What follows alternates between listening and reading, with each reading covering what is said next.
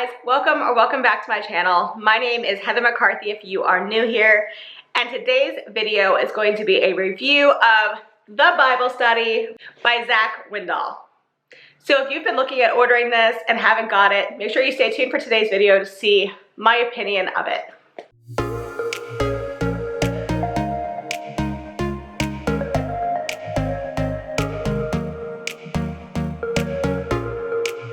Alright, so as I said, today's video is all about the Bible study by Zach Windahl.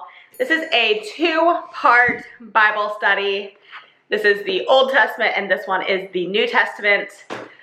That basically takes you through the entire Bible, supposedly in a year. So I'm going to give my pluses and minuses of this Bible study and also give you a little flip through of the first book and what it was, or one of the books and what it was expecting you to do. Probably going to choose one that I haven't done yet because I don't really want you all reading my answers. Sorry. So as I said, this is a Bible study that is supposed to take 52 weeks to go through the entire Bible.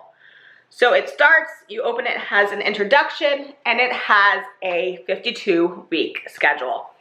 This is actually my first negative of this Bible study, is the schedule. It is unrealistic in my opinion. It is really fast-paced. It expects you to read one or more books per week. This week we are doing Samuel, and it's expecting us to read first book of Samuel and second book of Samuel in a week. If you are younger, if you are in your 20s, which it seems like this might be geared more towards late teens, early 20s, that might be realistic for you if you can block off hours a day to read your Bible. As an adult and a mother to a toddler and somebody with a house to maintain, I don't have the time to block off that much time to do this. If I have an hour a day, I'm lucky.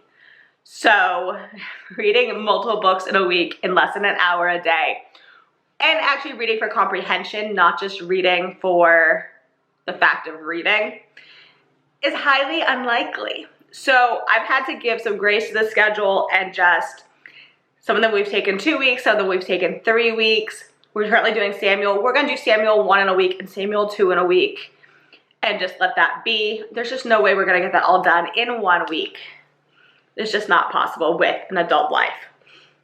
So I will say that is kind of the one of the negatives that I have seen in this book, is that the schedule is rather unrealistic.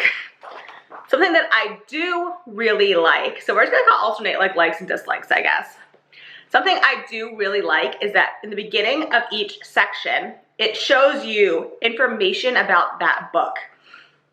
So it tells you the title of the book, the author, who wrote it, which I will say is something that I didn't know with a lot of these. I'm reading this going, oh, I didn't know that.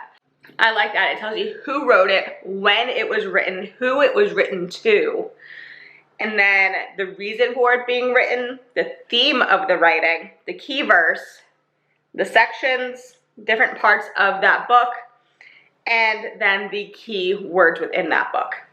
So I do like that it has kind of the information to put you in the right place and mind while you are reading it. Knowing who wrote the books and who it was written to speak to, especially in the New Testament, I feel like is really important, who is being spoken to in different parts of the Bible. And when, and what else is happening in the world at that time. I just think getting into that mindset is really helpful in understanding what you're reading. And then you get into the questions. I'm gonna find one that I haven't done. So we're going out to the book of Ezra, and it has some basic questions. Has a lot of words. This is one thing that's kind of a downside for me, is there's a lot of reading before you get to a question.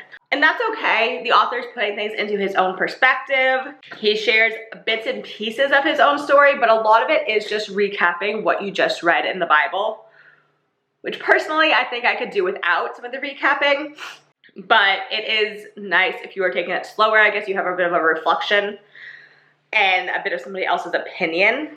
It has these nice graphic pages as well where it'll give you, this is like things to remember or dates to remember, which is interesting. I will say, as a new believer, this was a little hard for me with some of it because it was asking for specific moments in your life and in your journey with Jesus that like or with God, that he had helped you and he had answered you, and you know, he had helped you make a decision that led you a certain way. And as a new believer, I don't really personally feel like I have many examples of that yet, personally. So some of these questions are very hard to answer. They're really delving deep into yourself. And as someone who's just getting experience with this and just gaining some experience with this, they are hard to answer. There are many that my husband and I have skipped and it's been like, I have no clue how to answer that one. Also, I have noticed, and this is kind of a downside for me, in the Old Testament book, which is this one, it is very much assuming that you have knowledge of the New Testament, which I do not. I mean, I have some, like I know the basics, but it will very much ask you, how do you correlate this story in the Old Testament to something in the New Testament? And it'll reference, you know, a section. It'll say, go to Matthew 5 or whatever. But you end up having to like read ahead and read into Matthew to be able to answer the question in like Deuteronomy. So I didn't really like that. I didn't appreciate that I had to flip forward, to flip backwards. And I don't know. I just felt like it assumed you had knowledge that if you are new, you probably don't have such in-depth knowledge of. So that would be a negative to me.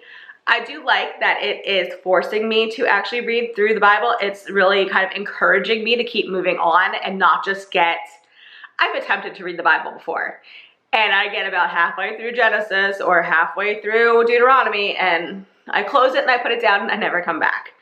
So I do like that it's just gotten us further into the Bible than I have ever gotten, other than like was mandated in school. So that is nice. I will say, even if I bought it and that's all it gives me is like the motivation to keep going, that's worth it for me. I personally think I'm learning a ton from this Bible study. No, I'm not. I'm self-reflecting a lot, which is maybe something that I wouldn't do normally. And I'm reading the Bible, so I'm learning a lot from that, which is something that I hadn't done normally in the past. But am I specifically taking a ton from here? Not really. Most of what I am taking from here is like I said, that beginning informational page about the book. Who wrote it? Who was it to? When was it written? And I feel like most of that I could have found online and not purchased this book for. If that's all I'm going to take from this, I didn't need to buy this because I can look that up. So that's kind of my little basic overview. And I will say there's a lot of pages like this that are just completely graphic pages that I kind of feel are a complete waste of space. I love you too, now go play. They're pretty to look at. And they are, you know, they break up the sections a little bit. Like it's not just straight text. As an adult, I don't feel like they are something that I needed to have, and I kind of feel like I paid money for a lot of pieces of paper that I'm not using. I'm not utilizing this. It looks pretty, it looks great, but does it really matter in the grander course of this course, or of this Bible study? No, they don't. So to me, they're kind of wasted paper. These could have been one book and it could have been half the size if they cut out some of the graphics. I get the vibe this is targeted more to younger people, and that's something I've been saying since the very beginning. I get the vibe it's targeted to late teens, early 20s who need the graphics to hold their attention and who have the time to read entire books in a week or multiple books in a week. I don't get the vibe that this was targeted to people in their mid to late 30s who have careers and children and houses and stuff to do. I don't get the vibe that this was targeting me as much as, you know, I bought it. So obviously it was something that made me click on it and it's something that made me buy it. Like I said, it's really pretty and it is really, the questions are making me think and it is making me read my Bible. So if that is the whole point of this Bible study, it's doing its job. It's doing its job. Do I necessarily think it's worth the money? No. I personally would not repurchase this. I want to say this 2-set bundle was $35 for the 2 books. Personally, I don't think it was worth that at all. I would buy it again maybe for Madison when she is a teenager or when she is older, but I wouldn't recommend it to an adult, I don't think. Or somebody who is in their like 30s and older. I just don't think it's quite right for someone of that age group. So now I'm just gonna give you a little flip through of one of the lessons and explain to you the different pages, and maybe you'll see a little bit of what I am talking about. All right, so this is the New Testament book because, like I said, I don't want you to see my answers in the Old Testament book. So this one has not been opened yet. As you can see, very pretty, very graphic. Here's one of those big pages of art I was telling you about that aren't really useful. Here's the introduction, explaining the layout. Here is the table of contents. Let me zoom you in. Yeah, here's the table of contents where it is assuming that you can read multiple books in a week. So Samuel, this is 1 Samuel and 2 Samuel in 1 week. Same thing with Kings, same thing with Chronicles. Those are all a bit longer books, so trying to read 2 in a week is quite a bit of reading. And same, like Titus is short, so over here I guess you have Timothy and Titus. But yeah, I wish they had just had a more realistic schedule, like I already said. Here it shows you the different books and how they fit into, this is the New Testament one, there's also one of these in the Old Testament that breaks it down. This is Gospels, Pauline epistles, Hebrew Christian epistles, and Revelations. Over here, you just have the different books and the dates in which it is believed to have been written. You have key characters, so it talks to you about John the Baptist, Jesus, the disciples, Paul, John, Luke, Peter, James, and Timothy. So it goes through all your key characters. You have a map of the area. Sorry, it's hard going sideways like that. And this is the page I was telling you about where it talks about the author. So it tells you the author, the date, the audience, the reason it was written, the theme, the key verse, the sections, and the key words. I like that it tells you the audience, especially in the New Testament, because I feel like that is important once you get into here. And now I'm just going to zoom out and flip through this first lesson. So this is the book of Matthew. This is the lesson on the book of Matthew. So on the first page of the lesson, it has all this reading, and then it has one question. And this one question is, what are the 2 covenants that God had with Abraham and David? So if you've done the first book, you should know that. So I don't feel weird about that one. But it does the same thing in the Old Testament book, where it'll ask you a question like that, and you have to flip ahead to the New Testament, which is a little weird. So now we're on to the second page, and here it just has some more questions, some more reading. So there's 1, 2, 3 questions pretty much on this page. And then an entire page of font. I don't even know what this is. It says it's the Beatitudes. So yeah, I feel like that's like an entire page kind of wasted. Assuming that's in the Bible, because it looks like it is. It seems like it's a wasted page in here. There's also a lot of wasted space on each page. This whole top half is wasted, and a lot of the space on the bottom is wasted. Same thing on, that's on every single page. So here you have 2 more questions. Well, 3 questions, I guess. Over here you have 2 more. Then you have a whole page of graphics, which, as I said, this feels wasteful to me. It just feels wasteful of paper.